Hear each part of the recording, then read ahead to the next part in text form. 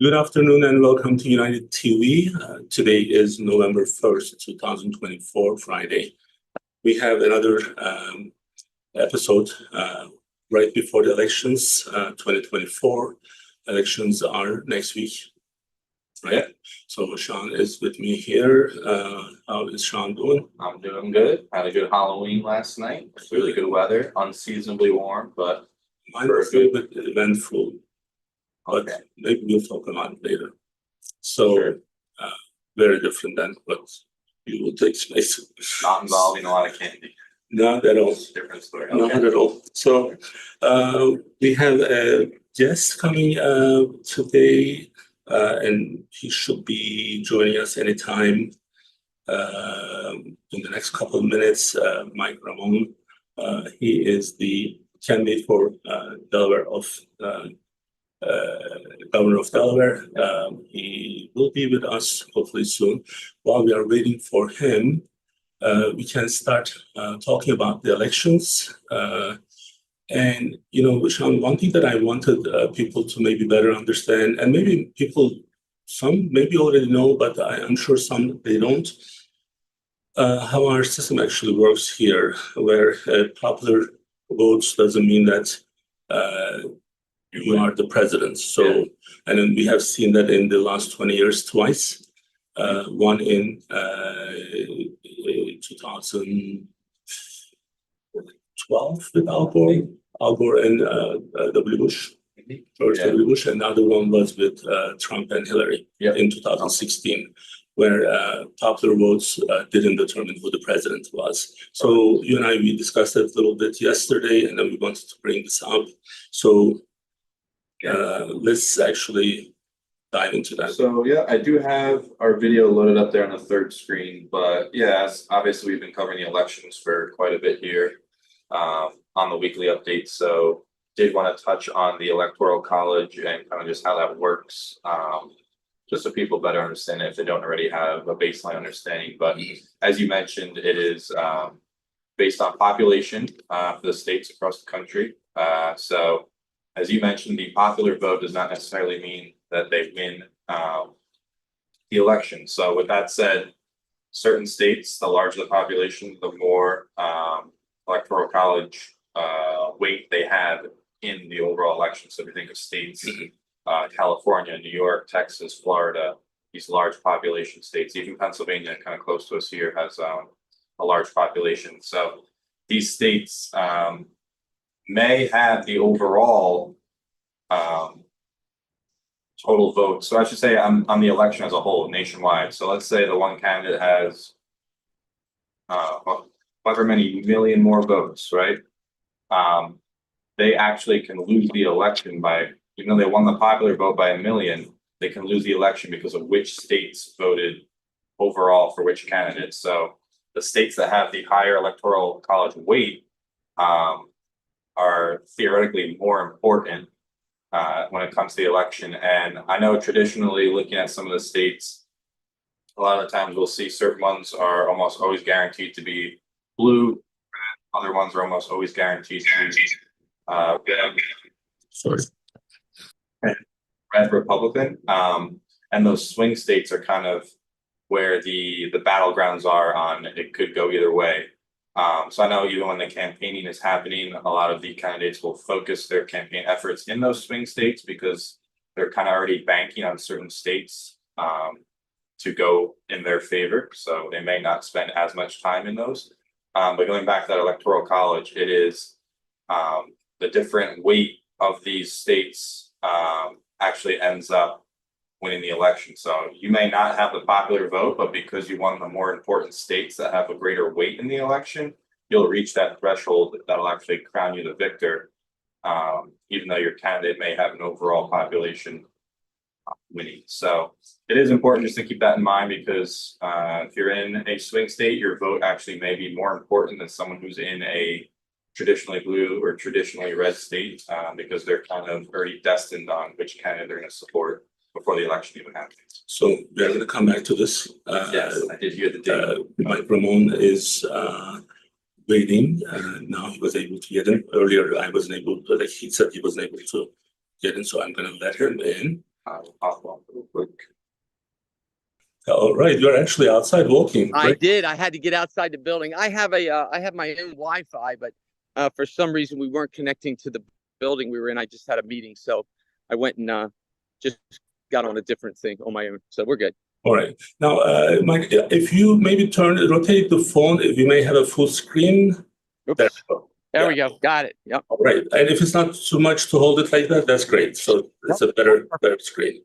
So I just want to give the little intro. Our special guest today is Mike Ramone, candidate for governor of Delaware. Mike has served our community in Delaware House of Representatives and a huge, unique perspective on the issues that matters most to Delawareans, from economic growth and the job creation and enhancing our education system, healthcare, and public safety. We believe he brings a lot of wealth and experience to the table, and his forward-thinking vision perhaps would be a very useful for the state of Delaware. So we are going to have the discussion right before the elections. Again, Mike, welcome again. How are you doing? I am doing very well. Thank you very much. I appreciate the opportunity to talk to everyone and chat about some of the questions and some of the topics in our state today. Great. So I want to kind of give a little bit background on your election records with starting from 2008. You were able to defeat the Democratic candidate.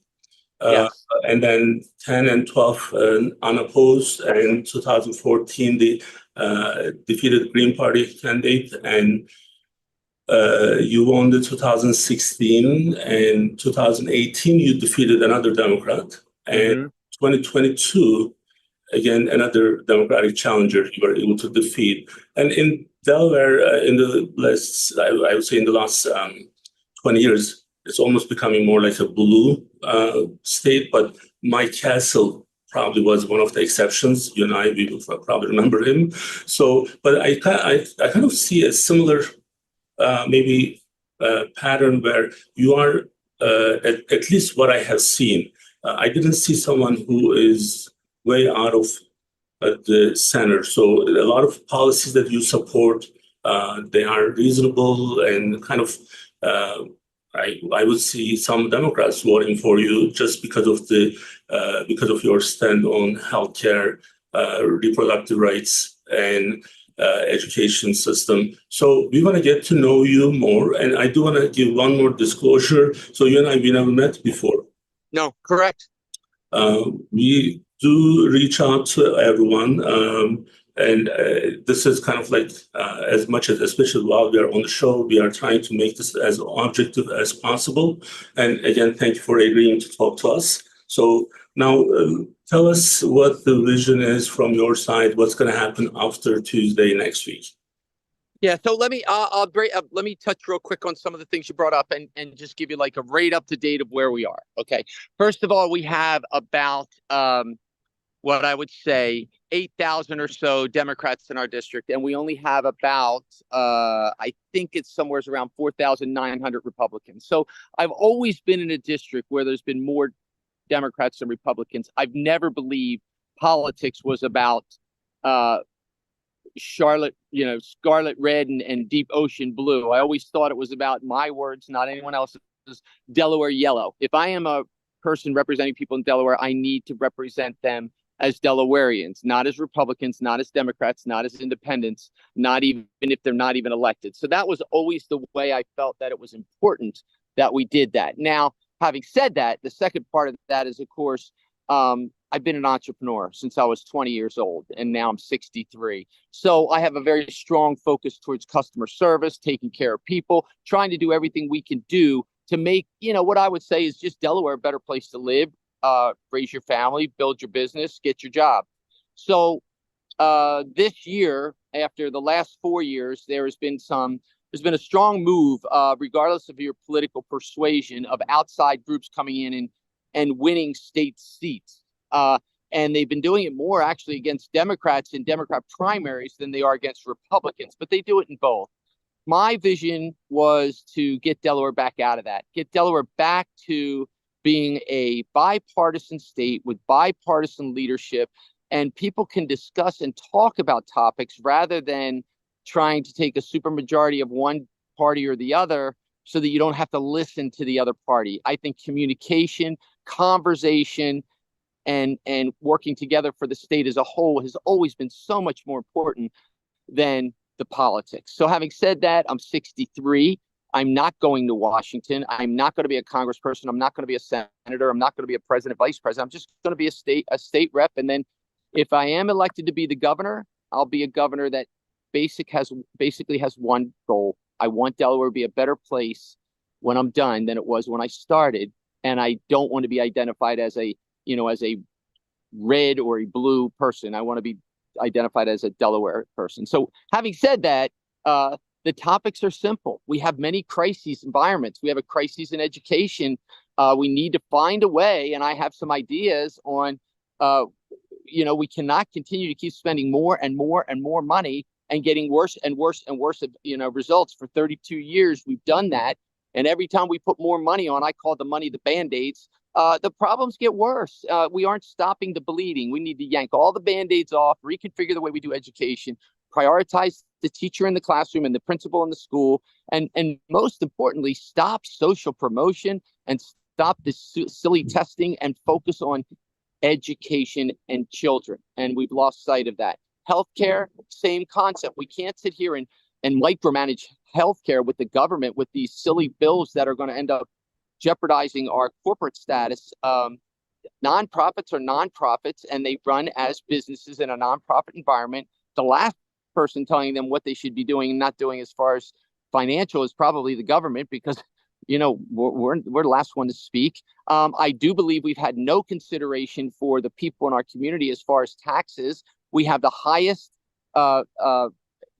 tax rate for real estate transfer tax. We have the highest number of personal income tax brackets with 7. I want to bring the real estate transfer tax back down to 3 like we were before we went to be the highest in the nation. I would like to bring the personal income tax into a very simplified 3 bracket group instead of 7. And in order to do that, we would also raise the initial deduction from $2,000 to $2,500, simply because there's been inflation over the years, and $2,500 isn't even as much as $2,000 was when we put the $2,000 in there.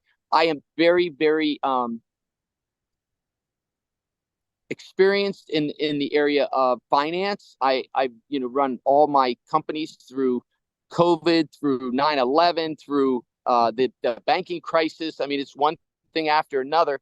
And I know you have to pivot, and you have to make sure you take care of helping people through those tough times. But I also know we need to focus on preparation, because tough times come all the time, and we don't do that well in our government. Last but not least, I desperately want to start helping a lot of the groups that I think are forgotten. A lot of minority groups, our veterans, and many groups that are just not treated very well. And I think we need to do better and have a more diverse cabinet. The beauty of all this is when I am elected Tuesday, I'm hopeful we will have the most diverse, interesting, most qualified cabinet I think we've had in Delaware for a very, very, very long time. And no one will be put into positions based on their political party or whatever. They'll be put in positions based on their knowledge, expertise, and commitment to Delaware. So one of my questions is the turnout rate at the primaries. I think it was maybe record low, almost like 20%, if I'm not mistaken. And the one before, it was at 32%. That's more than 50% decrease. Well, I'm sorry, it's more than 35% decrease. Do you see the same pattern happening at the general election? No. I think 3 things happened. I think when a county executive from Newcastle County was considered the governor candidate, I think people were concerned that we've never had a candidate who running for governor who has never had any experience in Dover. They, like Bethany, was very versed, very experienced. John Carney was, Jack Markell was, all of them. Ruth Ann Minner, they had all worked in Dover. Now you got a guy coming from a county who hasn't. And I think now that he has become the candidate, you have a lot of people from Kent and Sussex County, regardless of party, that are very anxious about that, and they're giving us a very strong look, and I think we're doing very well with that.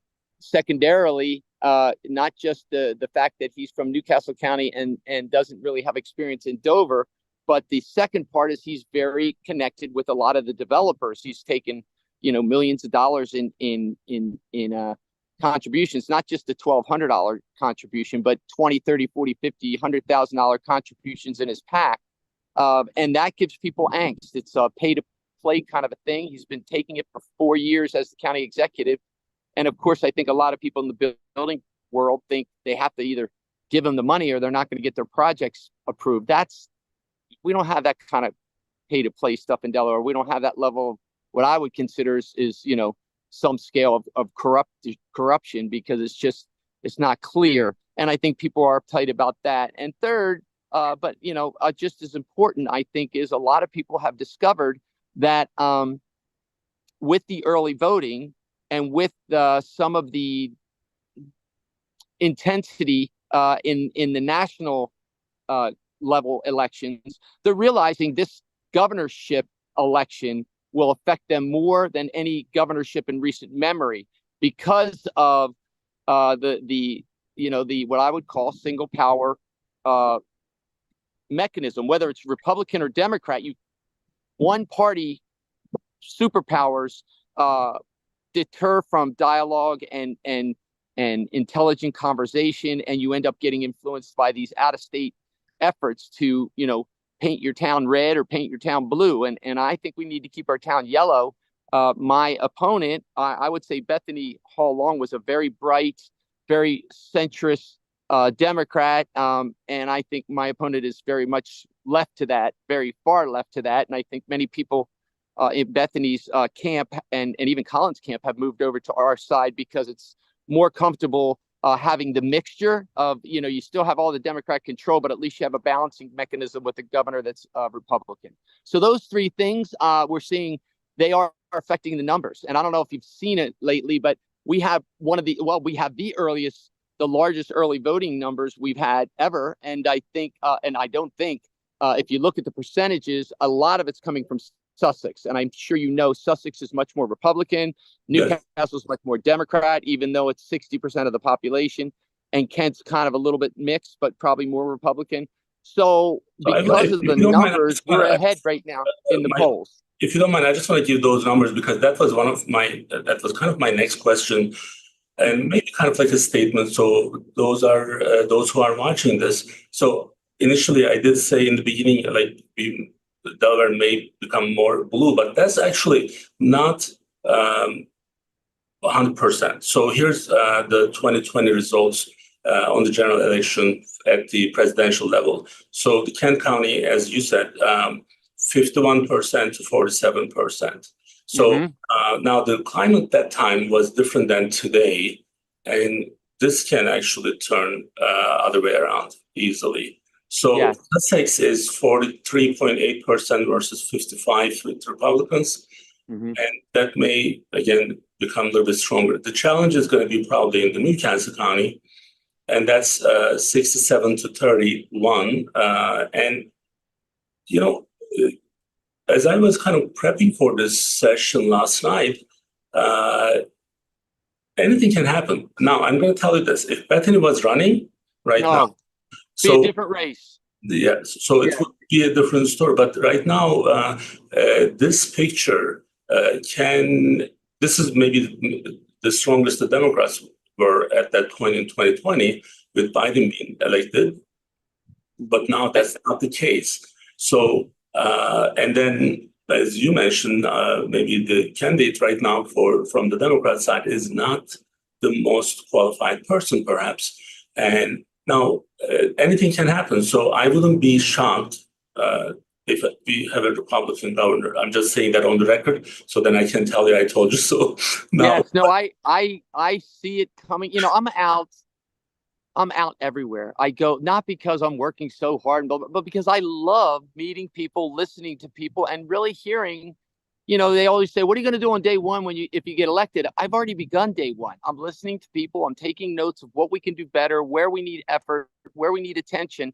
And that's just as a human. That's not necessarily as a governor or an elected person. You just want to help people. But two things that I think are very, very important in your thinking also. Please remember, there's a large percentage, and even larger than you would have thought, because Matt Meyer was actually pushing really hard to get a lot of Republicans to switch to be Democrats that were in the county to vote for him. And many were afraid not to, because, again, they were afraid maybe their plans and their projects wouldn't be approved. So what ended up happening was, a lot of those people that actually switched and then voted for him, then when they realized I was running and they had another option, because I think many of them thought I wouldn't be able to beat the primary opponents I had down south, because traditionally Republican Party doesn't bring in centrists.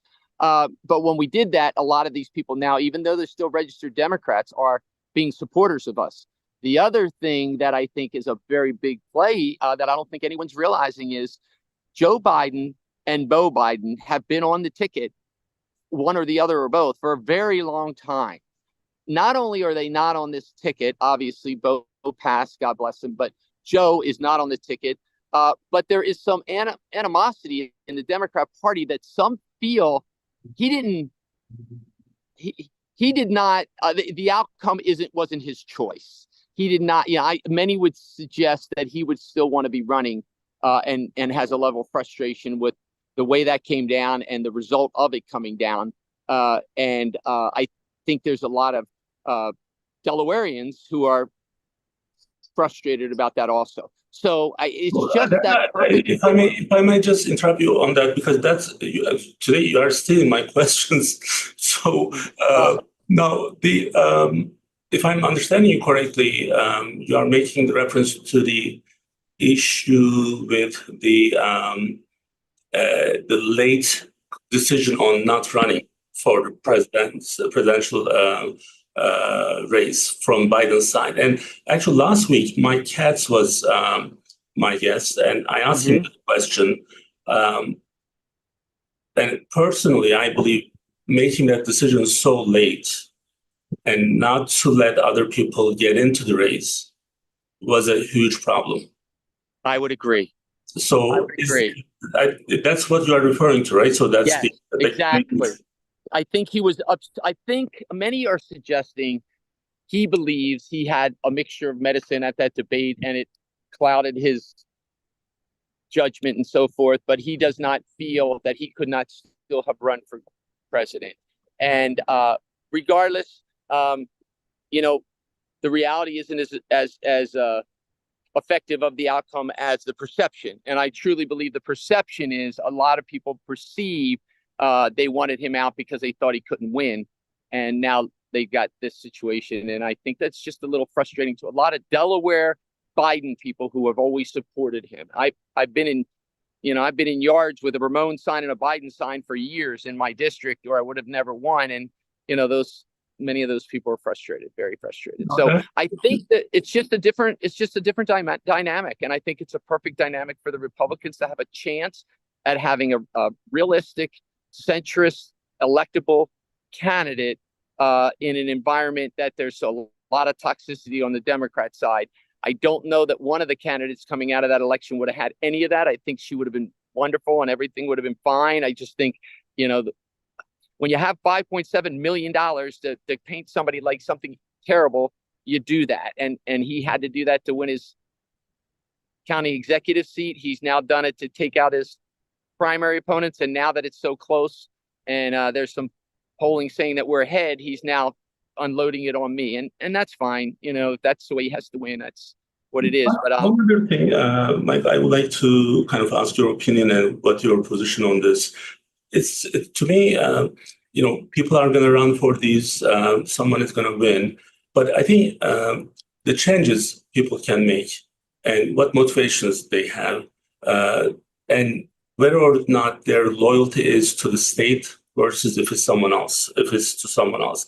That's a concern. And I'm sure you were following. I was, before the primaries, I was on the Bethany camp actively. And one of my issues was, hey, when you go after the legal system and kind of following the tailgate of someone from New York, giving you 1 million to your PAC, and then asking you to change our unique legal system, which is kind of Delaware's niche in terms of making revenue for the state, and also making our system much stronger and more relevant. And when you go after that, I mean, not you, but when the person goes after that, that is my biggest concern today. Like, because that system is really important. So what is your take on that? You're a very, very valid concern. I was actually in the House when we were doing the bill and talking about the discussion of this, and all because one person with an enormous amount of money didn't like the outcome. They're putting up billboards and everything they can to hurt us. And unfortunately, I don't know why they selected Bethany, but somehow Bethany ended up being their target. But it was actually, they raised another $250,000. So they put $1,250,000 in the campaign, where I think 75 to 85% of the money went in 100% attacking Bethany, and then the rest went in either polls or doing ads that were positive for Matt. And then the second path that he had was Change Can't Wait. That PAC was open the day after or a couple days after he got sworn in as county executive for his second term. And so that he didn't have to take campaign contributions to his Newcastle County executive campaign because he couldn't run anymore. He opened this Meyer for Delaware, not sure if he was going to run for Congress or governor. And basically, in my opinion, people gave donations and got plans approved. I mean, you can look at it. It's a direct correlation. And it's just, I think that's corruption. But that's not for me. That's for an attorney general to decide. But my issue isn't even whether it's right or wrong. My issue is he specifically, during his primary against Bethany, criticized her, and she implied that she was not sincere, not honest, not whatever. And he's done things that are worse. Worse. He's given political favors for contributions, and then he denied it. He said he didn't, and then he said it again at the debate just a couple of days ago. And I guess Rick Jensen asked him to go on the radio today and talk about it, and he said yes. And then this morning, he said no, because there's tape. We have all the tapes of what he said and what he hasn't said against both Bethany and himself. I'm not here for anger. I'm not here to spew hatred. What I'm here is I want Delaware to be a great state, and I want to be able to trust my governor. And I don't know that I could do that even if I wasn't in the race with this particular situation with my opponent. It's definitely concerning. I would suggest today, rather than going on Rick Jensen and saying, well, Ramone doesn't have any support or money, and so he's doing this because of that. So why would I come and talk? Well, I think that's an easy answer. Because you're running for governor, and if you want to be the governor, I think you should be honest and tell people what's going on. But to imply that, well, he can't beat me, so I shouldn't speak, I just think that's the wrong answer. And I do think God works in mysterious ways. So we'll see how this all reconciles, because we're doing very, very well. I mean, I've been in this state for the last 25 years, half of my life. I lived here. I never left the state. I'm one of those really loyal Delawareans. So I want the best for our state. So when any policy, any politics is attacking the system itself for the state, that's a huge concern. It's a huge concern. It's a deal breaker. So I didn't mean to interrupt, but that's 33% of our income.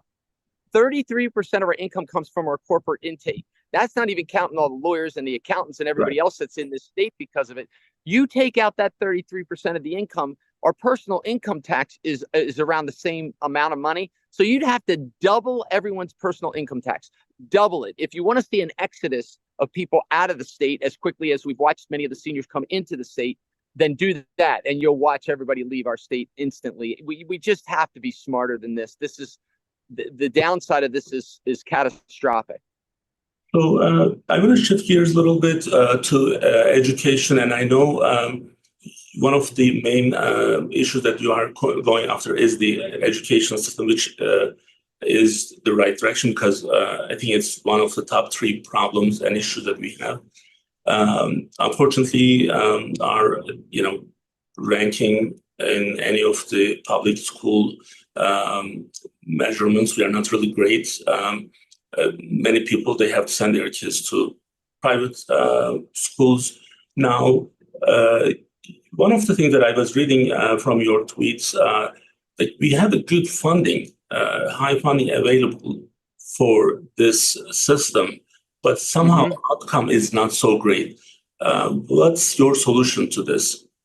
So my belief is with 19 school districts, a Secretary of Education and a Department of Education, that's not working. We have the least amount of money going into our classroom than any state in the nation, looking at our cost of living. We have less than 25 cents of every dollar of taxation we take from people, making it into the classroom for the teacher and the student.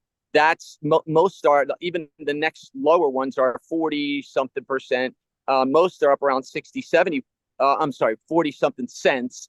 The others around 60, even some are up as close to 70 cents of every dollar going in. So that needs to be fixed. So to just say, oh, we need to put another $800 million to $1.2 billion into education. Okay, where are you getting that money?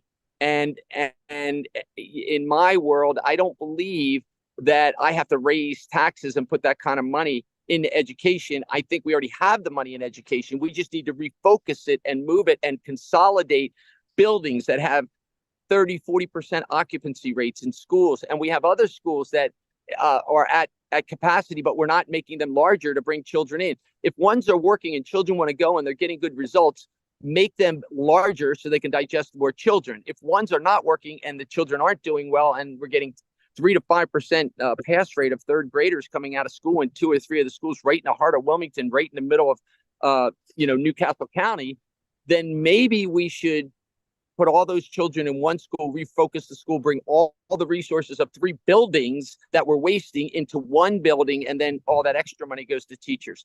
I don't believe people think that way for 2 reasons. There's not very many entrepreneurial-minded persons down there because most of them are out running their businesses. And secondarily, I mean, the elephant in the room is the teachers unions don't want that, and they've got a ton of power. That's why I didn't get their endorsement, and my opponent did. I'm not willing to say what I have to say to get an endorsement. I'm here to make Delaware better, and the only way we're going to do that is by having much better schools, because so many companies, so many businesses, so many people leave our state because our schools are so poor. That has to be project number one. Then make it more business friendly, then figure out what we need to do to make our medical coverage and our medical environment, and work with our hospitals and our pharmaceuticals and our insurance companies to make healthcare affordable and start training healthy lifestyles as opposed to always just worrying about sick care. There's A, B, and C, and I think they need to be done probably in that first 90 days to get a vision and a path forward on how it's going to work, and bring the team together for each crisis reconciliation group to get together. And I think, you look at somebody like a Bethany, you look at I could go through, I shouldn't say names, but I can go through, there's some very qualified people out there to really help fix these things if they're empowered to fix them, and they're not having to, dovetail around because certain people gave certain donations or endorsed certain things. I don't have those restrictions. I just have the desire and ability to bring people in from all parties with great resumes to make Delaware really, really strong again. So again, another topic that's on the healthcare, as you mentioned, one of the things that I was kind of surprised that you actually vote no for HB 350, and it has some issues, but overall, I personally thought it was going to be another way of maybe controlling the healthcare expenditure. What are the issues that you saw on that bill that was problematic? That's a great question, and it's actually there's 2 different points. The first point is the government, the the governor's office decided that, our benefits due forward commitment to all the retirees in the state, both already retired, currently working, will be retired, and future working and will be retiring, was just ballooning. It was up to like 8 billion or maybe even 9 billion. So it was growing faster than we were putting money towards it. Rather than taking part of the $4 billion over the last 4 years of extraordinary income to offset it, one of the secretaries thought it'd be better to just reconfigure the benefits for all the state retirees. And that was not well thought out, and it ended up making it very difficult. So 2 years ago, my colleague Michael Smith, Representative Smith, and myself did a town hall, and we brought the secretary in, and her explanations were not met very well. So it got delayed. It got stopped by the courts, and then it also got stopped by the actual governor's office, and I think Bethany had a lot to do with that too. After that, they decided to put together a committee, which Bethany and I both served on, and we met incredibly several times to try to reconcile this and make it better, and we did a lot of really good things. I bring that up because after that was stopped, the next thing was, okay, since we're not going to be able to get money here, let's go after where the expenses are, and that's the hospital care and the health care. And so what they said then is, okay, it's got to be this, or we're going to regulate you. Well, I do not believe we should be doing anything that takes money out of the hands of those who are caring for people, and having to have the medical nonprofit environments have a system by which they get overlooked over by the state, and then we can say this or that and micromanage them. The state's terrible at managing their own money. I don't think that would be a good idea. Not to mention, one, it pierces their corporate veil. They're nonprofit, but they still have a corporate veil, so that you put these two things, everybody's starting to watch us start pinching the corporations. That's not good. And secondarily, I believe in the capitalist side of it, not the regulatory side of it. I would rather bring the pharmaceutical companies, the insurance companies, the hospitals, the hospitals, pharmaceutical, insurance, and there's another field I forgot, but there's four of them I have written down. Bring the four groups together. Let's have them. Oh, and the nurses and the doctors, the medical society. Bring them all into one room.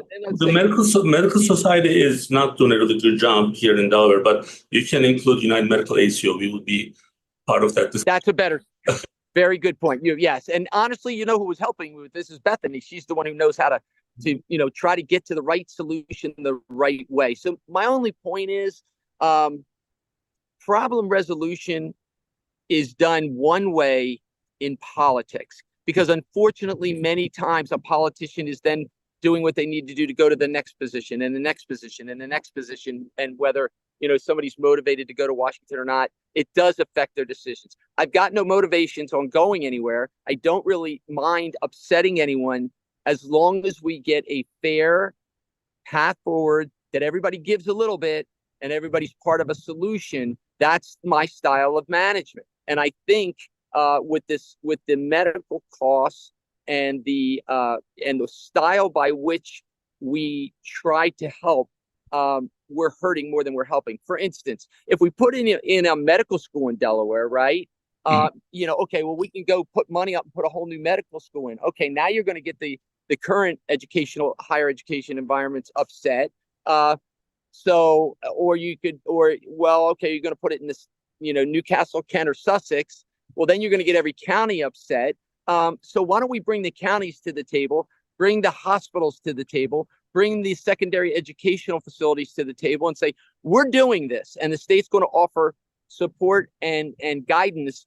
How do you all see this going? And work on it as a team. That hospital bill came out of left field from a different state where it didn't even prove out working over long term, and dropped into our state.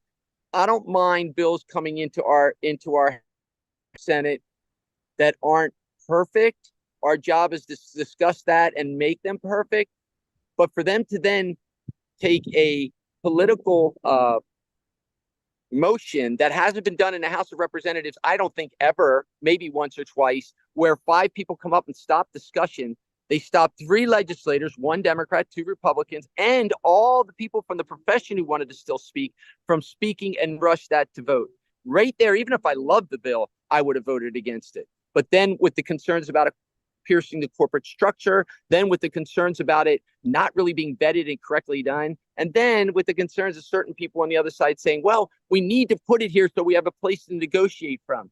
You don't pass a bill and then have a place to negotiate from. You negotiate and make a bill good. As the minority leader for the last years, my top priority was simple.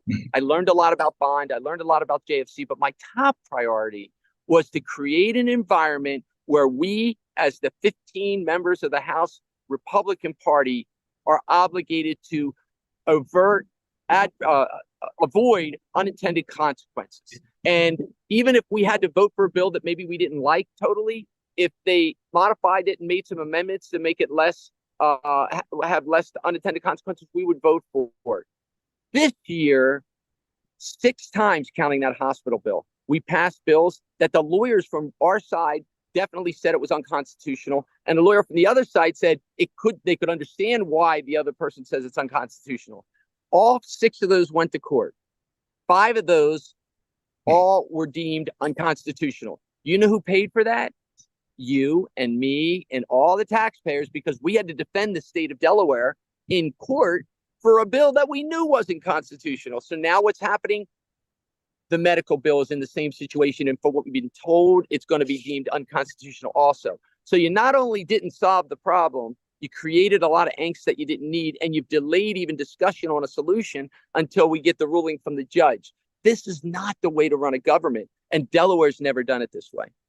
So I agree with some of the things that you said. Like, the big government is always problematic. So I agree. And one of the things that kind of more appealing from your background is you can have different positions from your party based on what's important for people, like reproductive rights. I'm sure some Republicans, friends of yours, are not happy about your position, right? So even with the LGBTQ population, you have a different stand on that than the overall Republican Party. Now, with this healthcare expenditure, outside of this, bigger government, the big issue is hospitals being labeled as nonprofit, but in reality, in 5 fiscal years of Christiana Hospital, their total profit is $1 billion. So that's even in the COVID time, one year they made $380 million. Yes, that's kind of out of control. And I would not disagree with you, but I'll use my little Catholic boy upbringing. Like if the teacher was writing on the board and she heard someone speaking in the back, she had 2 choices. Try to find out who it is, and if she couldn't, she made everybody sit there and everybody be punished for what one person did. I'll use that analogy in this situation. I don't think a environment with one particular entity within the medical profession should then deem expenses and even more egregious expenses, because they're smaller and they can't afford them, for everyone else, simply because of one thing was done differently. That's why I would suggest all the medical facilities would bring in their players, all the pharmaceutical, because there's a lot of cost issues with that, all the insurance companies, because there's cost issues with that, and let's wrap it around and solve it all at once and put parameters. This is my point. We need bumpers. Just stay within the bumpers and we're good.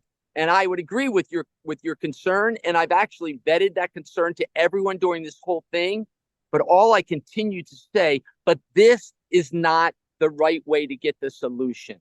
You don't just have a pre-made bill that you push down everybody's throat and you kind of go through the shenanigans. And they created so much animosity and so much stress and so much vigor.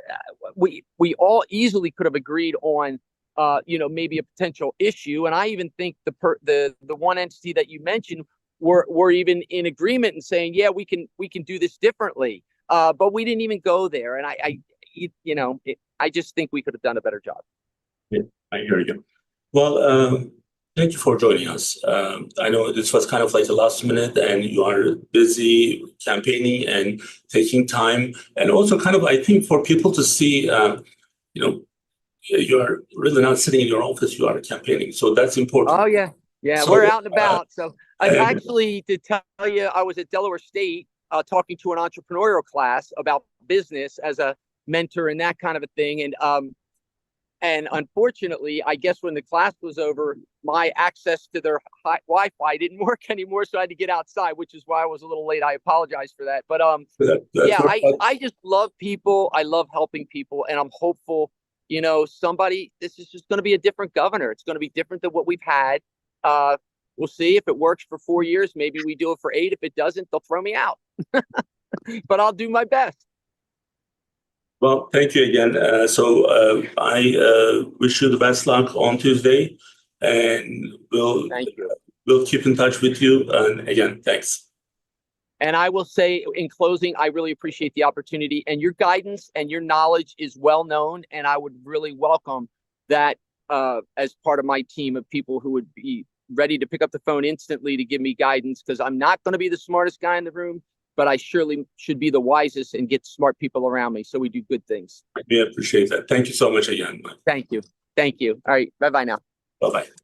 All right. So Mike Ramone was with us. It's clear that he has a commitment to bring positive change and growth to Delaware if he's given the opportunity.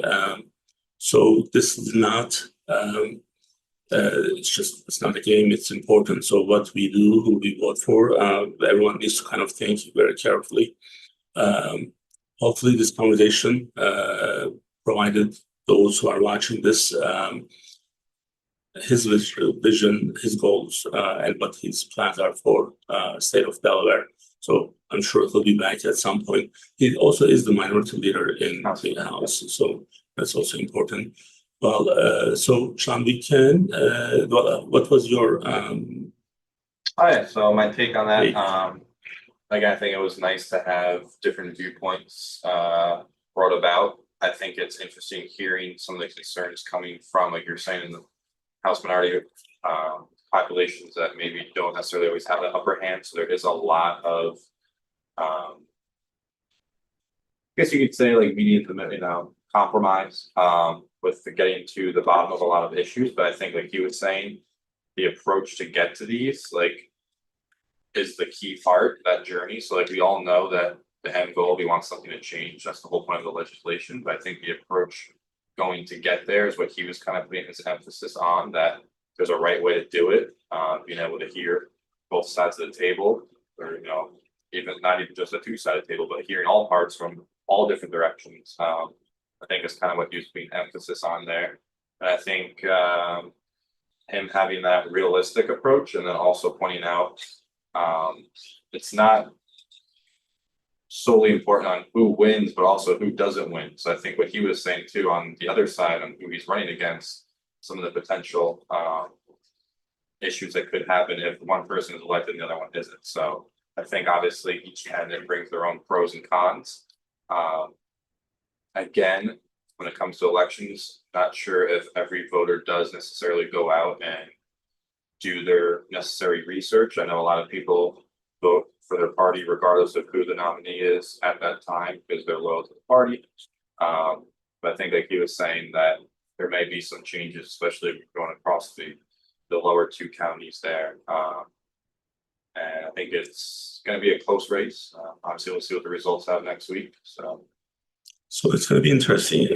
So the earlier statistics that I was giving, with 200,000 people voting for Republicans, 290,000 voting for Democrats in 2020. This is with Biden running. So Biden is, our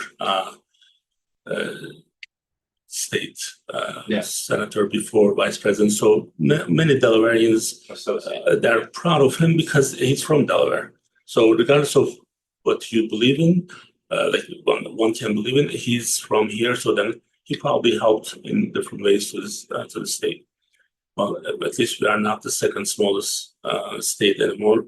So we are the one with the president is from. Yeah. So, but things can be challenging next week for Democrats. So, and I'm not saying either way it should be happening, but I have my reservations on Matt Meyer, and we are not going to shy away from what we have said before. State comes before Phil Shaw, so we need to check what he's doing very closely to make sure that there's no damage on the state system. So going to the earlier conversation that we couldn't finish, electors, right? So we were talking about the presidential race, and popular votes are not deciding who's going to be the president. So let's go back to that, and then yeah. So just the idea here again, as we're wrapping up here, trying to finish up that topic earlier, but with the Electoral College, the idea behind popular vote doesn't necessarily mean that that is going to be who wins the election. So again, going nationwide, pointing out some of the larger states that hold that greater weight in the Electoral College. Again, it's correlated to the population. So you're thinking about California, Florida, Texas, New York, even mentioned PA. So these states have, in a way, if you think about it, a little bit more importance when it comes to the overall election, because if it's a swing state, the people voting there, their vote is theoretically more important than somebody who is voting in a state that's 99% of the time going to stay red or 99% of the time going to stay blue. So I know in America everyone wants to have their voice heard, but theoretically, if you think about the concept, unless you're in some of these swing states where your vote actually might matter, if you think about it, these other states are almost predetermined. So there's kind of that I guess you can say importance put on it, but I think it's a touchy subject. It's just that you want your vote to matter. Everyone says, "Oh, go out and vote. Make sure you register and vote. Go out there." But if you're in a spot, let's give some statistic numbers. So sure. Now, Delaware, we have 3 electors. They are different than the Senate and Congress members, right? In the 2 represents the House, who are not House people, and one is one represents the House, and then 2 is for the senators, but they are different people. So every state, I guess, 900. Let's say we are about 990,000. So each person represents 330,000. One represents 330. In California, that goes almost up to 600,000. So 1 to 600,000 because they have 54 electors. So the person in Delaware is almost twice more powerful than the person in California, elector in California. So what you are saying, kind of echoing what you are saying. So the states are blue and red. They're already wiped out by blues and reds. So there's nothing much. Even if, but there won't be any surprises. So that's gone. Exception is Nebraska and Maine, but they're not that important. So yeah, they are smaller population Now, states. looking into the swing states, so someone who can get a lot of votes in California, if they lose, like Florida, if they lose PA, lose Colorado, right, they can be in trouble. Yeah. So Michigan is another one, right? They can be in trouble. So that's why swing states are extremely important. So that's what I'm saying. It's almost like the people who are voting there, their vote matters more because they have the ability to influence. That's where they campaign anyway. And the campaign money is being spent in those places. Exactly. So, and I actually was looking at the history of this, Sean. So it goes all the way back to George Washington, right after him. So with him, it was kind of like things were fine because he was the sole person. And after him, they wanted to have the system in place. Interesting enough, in the beginning, it was only white people were part of it. So the population was not including, the calculation didn't include the enslaved people. So another really interesting point is, so at some point they change it, but now one enslaved person would be three-fifths. For easy Oh, mental math. Yeah, this is just so Great crazy. So, but this didn't happen like 1,000 years ago. This was about 100 years ago. We're still a So- really young country if you think about it in the grand scheme. That is very true. So, and I think, but although I'll tell you this, although we are young, if you look at the system, this is why here in the United States, this country is extremely strong. System works. System is like we have only one president. After 1900, only one person who did 3 terms. That was during the war. Right. Everyone follows their 2 years, 2 terms. So in other countries, things are different. So that's how our system actually is so kind of structured, and the foundation is so strong. So then sometimes who the president is, it doesn't matter that much. Yeah. Plus the government, the way it's set up with the 3 branches, having those checks and balances where Mhm. not one branch will become too powerful. So obviously legislative, executive, and judicial kind of all working together where not one of those 3 can seize total control. They have to be balanced out with the other branches of power. Right. So, every 4 years this is being discussed. So some people say that, hey, this is not fair. Some is saying that, yeah, it's fair because it worked for me for this time. Right? So Sometimes but the main motivation behind this is to kind of keep the system in place and stability of someone just taking over 1 year is not able to make all these changes on their own. So this is kind of making things more balanced. And I think it works.